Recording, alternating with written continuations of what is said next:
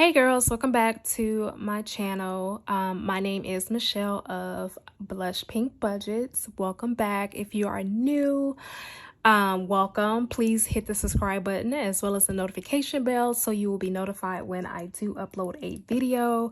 And if you are a returning viewer, hey girl, hey, welcome back. You guys' support really does mean the world to me. So we're gonna go ahead and get started into this video.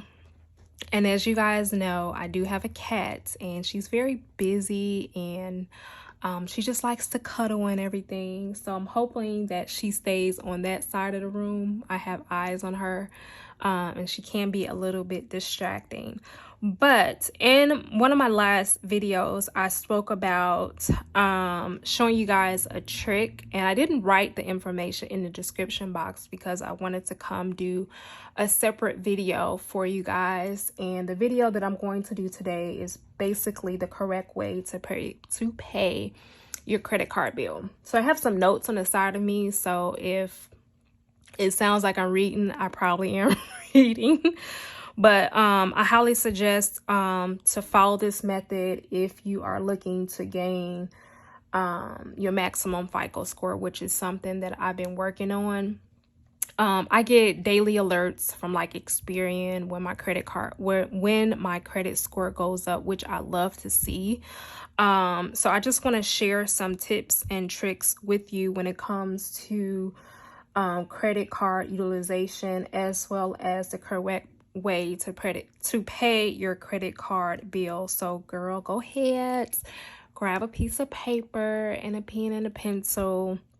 If you want, go ahead and log into your credit card statements so you can follow along with me. So this is the correct way to pay your bill to gain maximum FICO score. So I'm just going to point out some things to you before we get started. So this is a mock Capital One bank statement. So it does have a credit limit of $500. It has a due date of the 5th, which is over here in red. It has a statement date of the 8th. If you guys, not sure if you can see that, but it date of the 8th, which is in blue.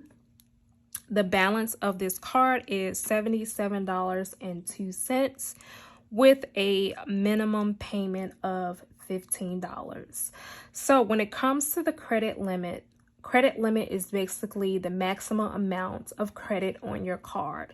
You never want to go over this amount, and it's best not to max this amount out.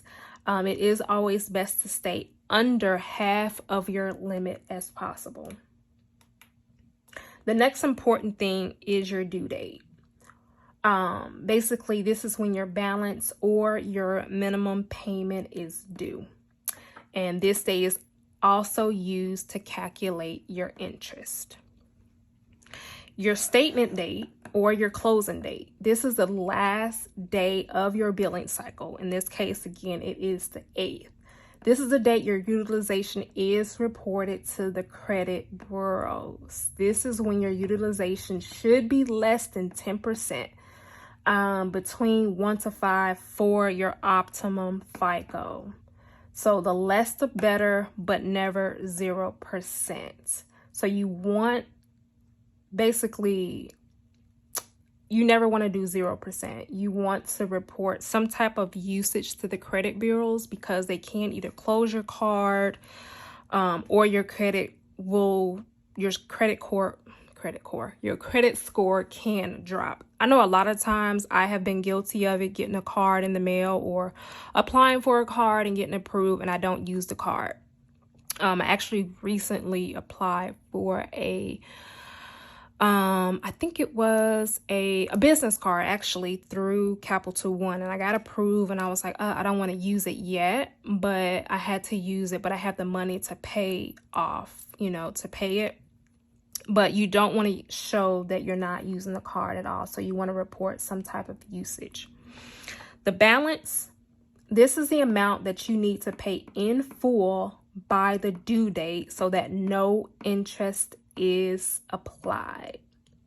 So basically, To avoid any type of error, you want to pay this balance in full at least 3 days before the due date. This is a minimum payment. Again, the minimum payment is the lowest amount of money that you are required to pay on your due date each month. And I highly suggest you don't pay the minimum payment. You want to pay off your entire balance. So we're going to go ahead and proceed with the example to show you how to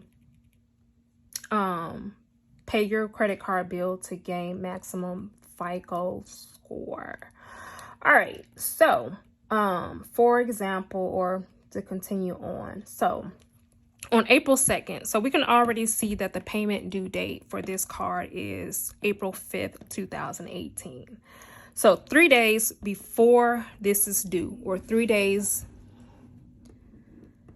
I'll put it on the screen as well. So 3 days before your due date, you want to go ahead and make the entire payment. So in this case, the due date is April 5th. So let's just say if this was my card, then on April 2nd,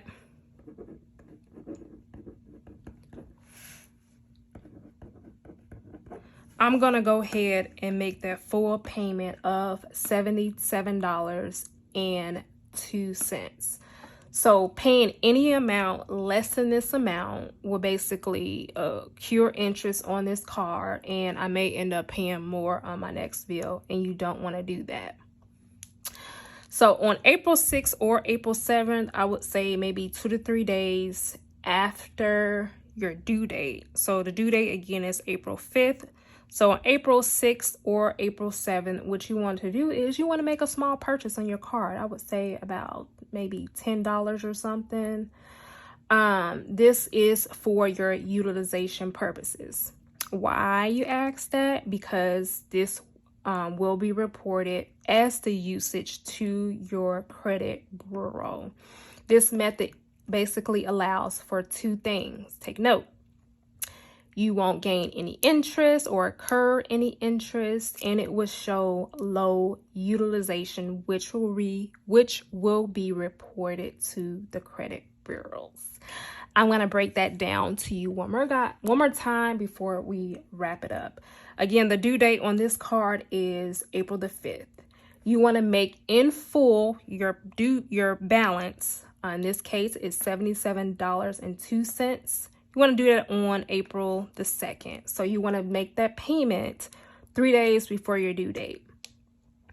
On April 7th, which is about maybe April 7th or April 8th, 2 to 3 days after your due date, but before the 8th, or so before the closing date, which would be the 8th of every month. So I would say, in this case, 5, 6, 7, the 6th or the 7th, but before the 8th or before your closing date, you want to go ahead and make like maybe a $5 to $10 purchase. I would say maybe a $10 purchase. And again, this is for your usage and your utilization purpose when it comes to reporting to the credit bureau. And basically what you want to do is you want to rinse and repeat for the next month.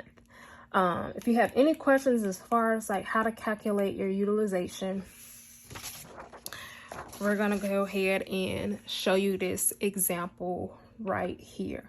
So let's just say your credit card balance is $10 and your credit card limit is $500. So what you want to do is you want to divide your balance by your credit limit and then multiply that amount by 100, which in this case will give me a 2% utilization, and this amount of the 2% will be reported to the credit bureaus. Okay.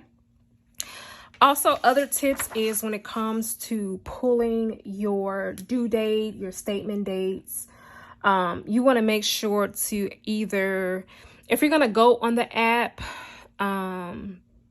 don't use the generic app. I would say go directly to the website and pull your credit card statement. You don't want to guess your due dates either. That's the easiest breakdown that I can give you. This will basically work on any credit card, whether it's secured or unsecured. Also, it is important to monitor your credit so that you can monitor all of your cards and your utilization. And again, this will work for majority of the lenders. There may be a few who may report on a different date other than the closing date. And I should say that's why you should basically monitor your credit to find out what works. Also, please remember that one thing about credit card utilization is that it does depend on the balance that your card issuer reports to the credit bureaus, not how much you spend each month. Make sure not to get those two confused. All right, so that does conclude this video. I will put the information below in the description box for you guys.